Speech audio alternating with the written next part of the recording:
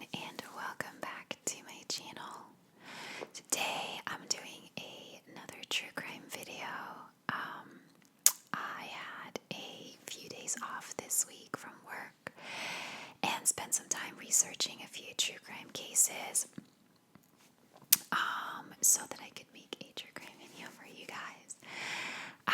So today's case is I find it a very strange one. Let's just get into it. Today we're going to be talking about the disappearance of Mekayla Bali. Bailey or Bali. I'm not sure how you pronounce it. I'm just going to say Bali. So Mekayla Bali was 16 years old when she went missing on April 12th of 2016 from Yorkton, Saskatchewan in Canada. I hope I pronounced that correctly.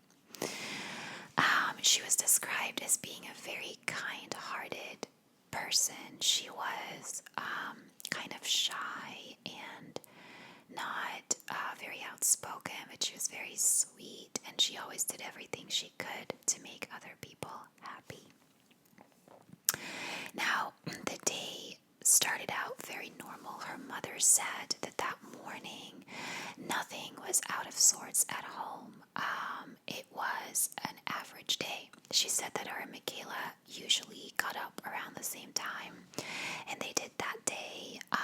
They did their hair and makeup in the bathroom together. They chit-chatted a little bit about their day and about their life, and grabbed some breakfast. She said nothing in my mind stood out as being different that day.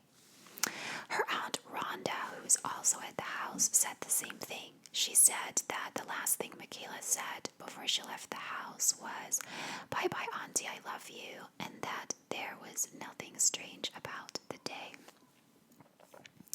When Mekayla's grandmother went to pick her up after school to take her to her music lesson, she wasn't there.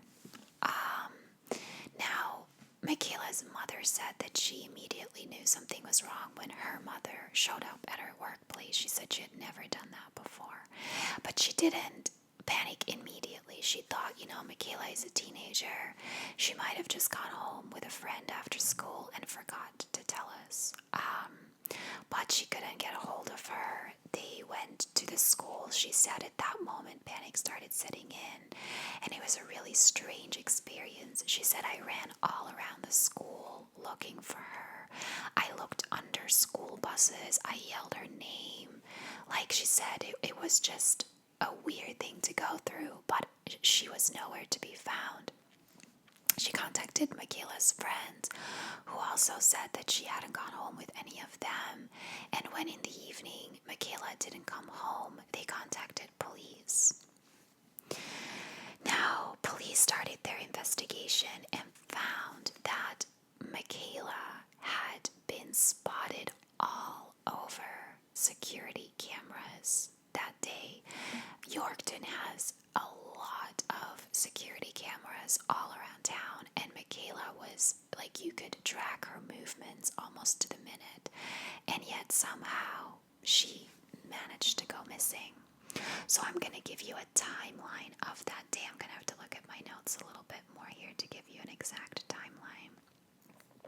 So, again, according to Mekayla's family, the day started off normal. Mekayla woke up with her mother. They did their hair and makeup together, had a little chat about life, and then said goodbye and left the house. She attended the Sacred Heart High School. Now, on April 12th, she did attend school, or she did get to school, but she never attended any classes. Now, on her way to school, she called one of her friends and asked if she could bring her to the local bank because she had about $5,000 in her account and she needed to withdraw it. But her friend was like, "The bank doesn't open until school's already started, and I'm not going to miss out on school to drive you to the bank." So the friend said no. So at 8:24 a.m., Mekayla is seen leaving school. About half an hour later, at 8:51 a.m., she is seen on security footage at the local bank. The bank bank teller told police that she actually withdrew $55 from her account and that she had nowhere near $5,000 in there. Around 9 a.m., she's seen at a local pawn shop. The pawn shop owner told police that she tried to sell him 2 silver rings, which he did not buy from her. He said that silver was at such a low price at that moment that it just wasn't worth for him to even buy them from her. But he said that she didn't seem upset by this, that she just accepted it and walked out. Then at 9:10 a.m., she is seen on a surveillance camera at the local Tim Hortons / Wendy's restaurant. It was a merged restaurant between those two. She didn't buy any food. She just bought a coffee, sat down in a booth alone, and played with her phone pretty much the whole time.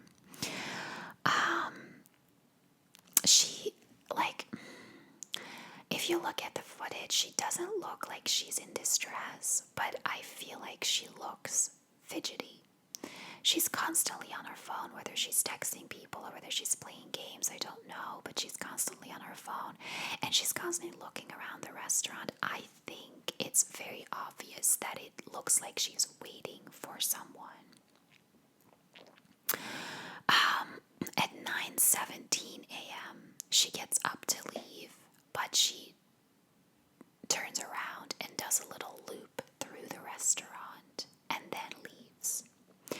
At 9:49 a.m., so about half an hour later, she walks back into the restaurant and is on the phone. Looks like she's calling someone. She sits down at a booth much closer to the door. It's like much easier for her to keep an eye on the door, but still have an overview of the restaurant. She texts a friend in school and says, "Hey, I need help." However, that friend left her phone at home and didn't see the message until after school. But 30 minutes after she sent that text, she sent another text saying, "Never mind, I figured it out." Then at 10:25 a.m., she walks out of the restaurant again, but just 2 minutes later comes back in and sits down again at the same booth. Again, talking on the phone. Now, at 10:43 a.m., Mekayla joins an older lady sitting at a table and sits down at her table.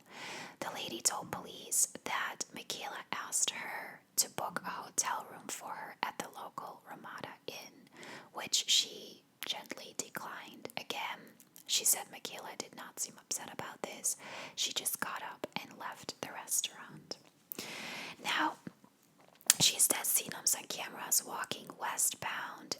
You can actually see her on footage walking outside of that Ramada hotel, walking back and forth for a little while. She never goes in, but she's walking back and forth outside the hotel for a while. And then eventually, just before noon, she arrives back at school.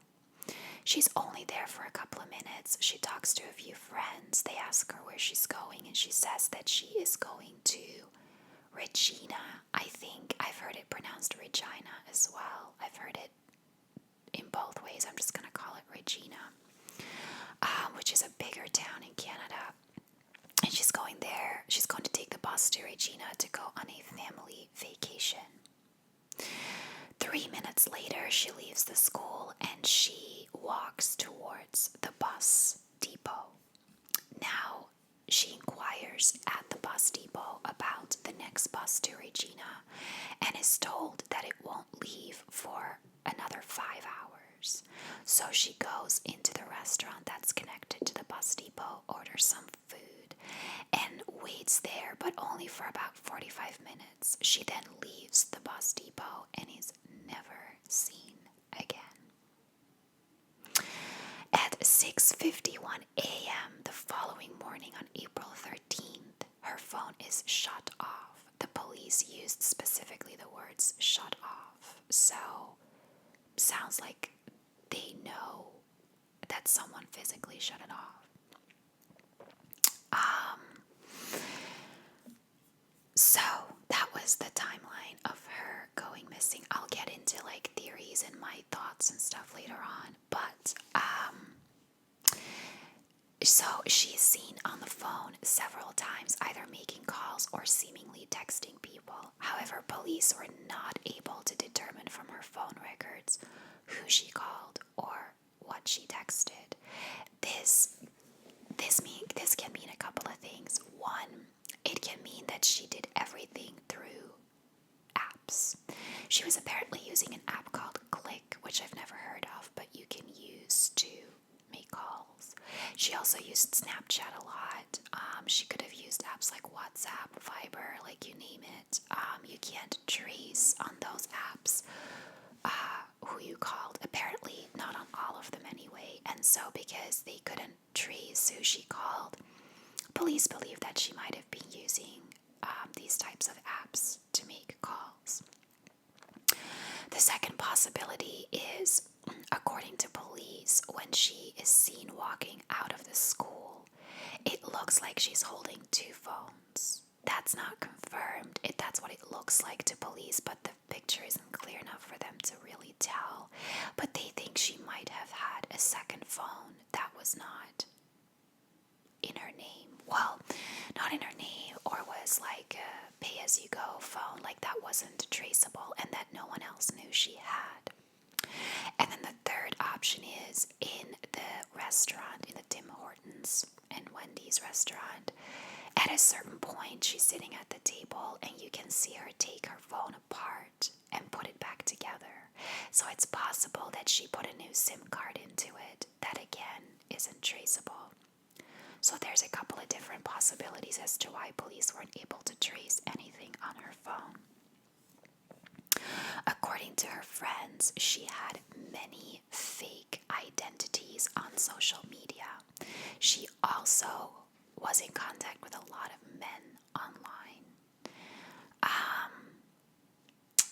I don't really know a lot of details about this. I don't know whether she thought they were all boys her age, whether she knew that some of them were older men. Was she like, I don't think it was online dating. I think it was like on Facebook and Snapchat and stuff, but it was definitely like guys. And a lot of her friends didn't even know the guys that she was talking to. She did tell her friends about a guy named Christopher that she was really excited to meet, and he was actually coming to Yorkton to meet her. But police were very quickly able to trace him, like were able to find who this Christopher was, and it became apparent pretty quickly that he had nothing to do with her disappearance, and her friends could not tell police who else, like what other guys she was in contact with. Then a lady at the bus station said that she saw Mekayla walk around with a very large man who was carrying white luggage. So she sat down with police to make a composite sketch of, or a sketch of a pretty special tattoo that he had on his arm. It was a really large cross surrounded by flames, and that was released to the public. However, the man in question contacted police and said that he only held the door open for Mekayla at the bus depot and that he didn't know her. Her mother, so here's a couple of things. So her mother said that she had a hidden stash of money in the house, a lot of money, and that Mekayla knew about it, yet not a single dollar was missing. So she doesn't believe that Mekayla ran away to start a new life somewhere, because she could have easily taken that money, and it was cash money. Like, she could have disappeared for a really long time and it wouldn't have been traceable.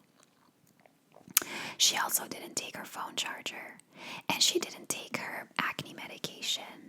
She was taking Claritin for her acne medication. Now, everyone says that she would have taken that if she left on her own, because she was very, very self-conscious about her acne. But the Claritin also has a serious side effect that can cause depression or psychosis. So it's also possible that because she took this medication so diligently that she suffered a psychotic break, and that's why she was acting kind of strange that day, especially in the restaurant. Now, a Snapchat, like one of her friends sent her several Snapchats over the months that she was gone. And, was like, just let me know you're okay, where are you, this and that. And a few months, I think it was like 3 months after her disappearance, all those messages were read. Now, nobody can confirm that it was actually Mekayla that read them. It could have been anyone who had access to her account, but someone logged into her Snapchat account and read those messages, but did not respond. However, messages sent after that time have never been read.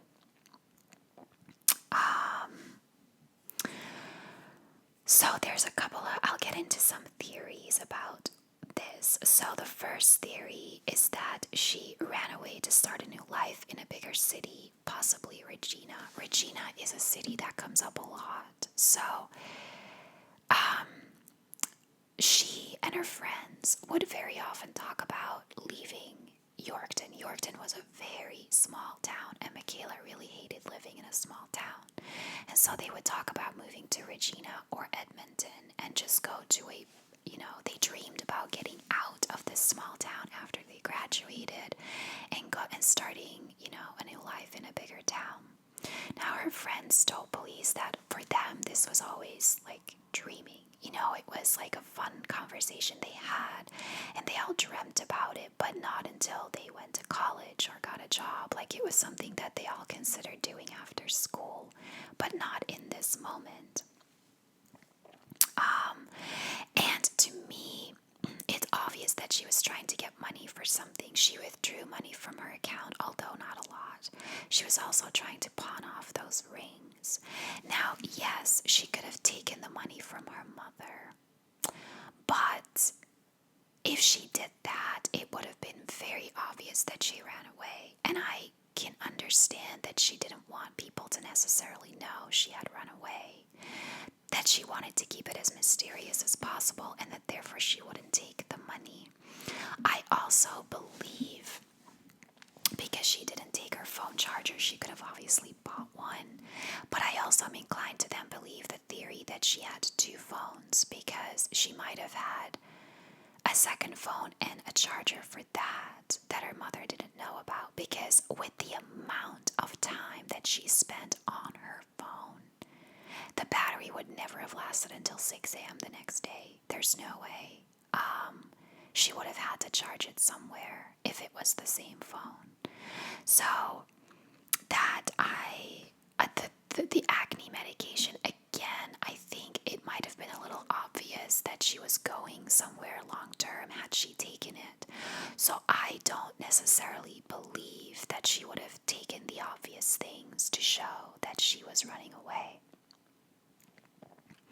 But I do think it's a very big possibility that she ran away. From the sounds of it, she really, really wanted to get out of that small town, and she was definitely looking for a way to get money.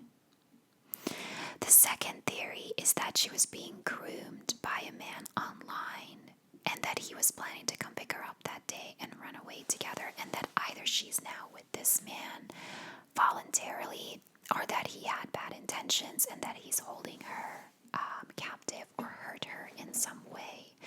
I also think this is a very highly possible thing. I actually think this is quite possibly what I believe the most, because she was in contact with a lot of men online.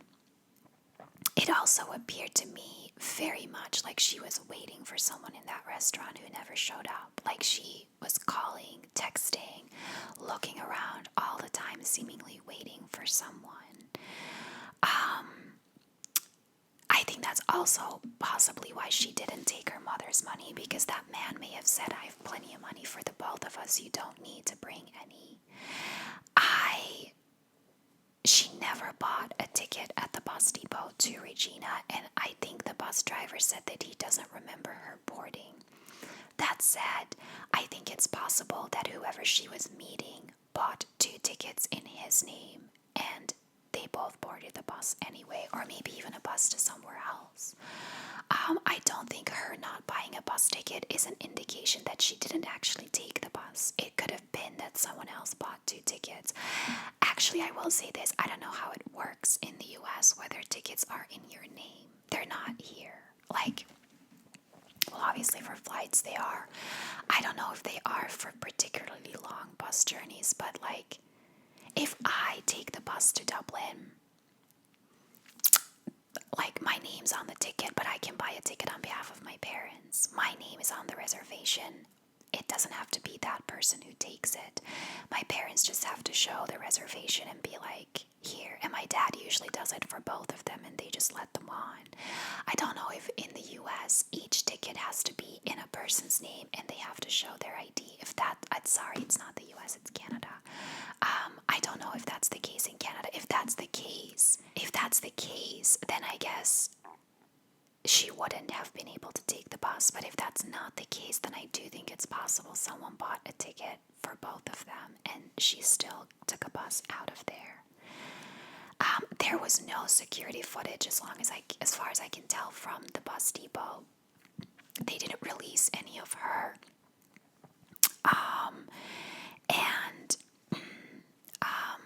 like the description of the man that was like holding the door for her, they needed a woman to describe him. So I don't think there were any cameras in the bus depot. So I think she would have been able to take a bus without being seen. But I don't know. It's also just highly possible that whoever she was meeting picked her up in his car and they drove off, which is probably more likely.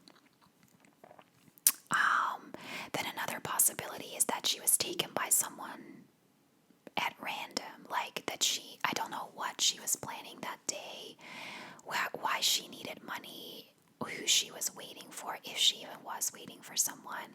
But it could have been that it was still a very random encounter with a third person who took her and hurt her. I think this is far less likely, but I'm also not ruling it out. And then the other option that people think is that she may have gone somewhere to commit suicide. There are reports, but they're unconfirmed, and I don't really want to take them with a grain of salt.